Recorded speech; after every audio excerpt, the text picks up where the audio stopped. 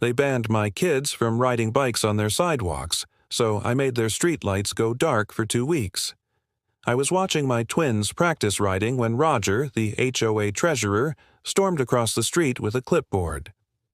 "Excuse me, recreational cycling isn't allowed on community walkways." My 8-year-old froze. "What?"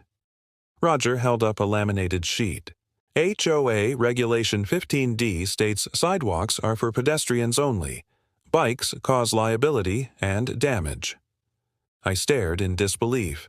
They're kids learning to ride on sidewalks. "Private HOA sidewalks," he corrected. "Practice elsewhere."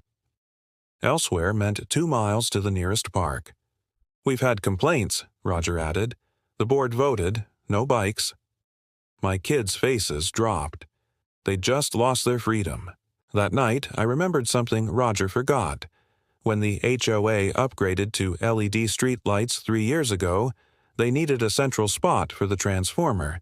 My shed was perfect and I'd let them install it for free. But apparently, neighborly favors were one-sided. The next evening, I opened my shed and found the electrical panel controlling every streetlight.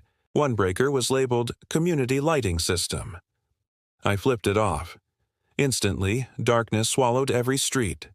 By day 2, people stumbled with phone flashlights. Someone twisted an ankle. By day 3, Roger called. "The power company says the system's offline, but no cause found." I helped my kids ride in our well-lit garage. "Weird," I said. By day 5, a car clipped a mailbox. By day 7, a delivery driver crushed someone's flower bed. The hired contractor traced the outage to my shed, but I refused access without inspection permits. "How long?" he asked.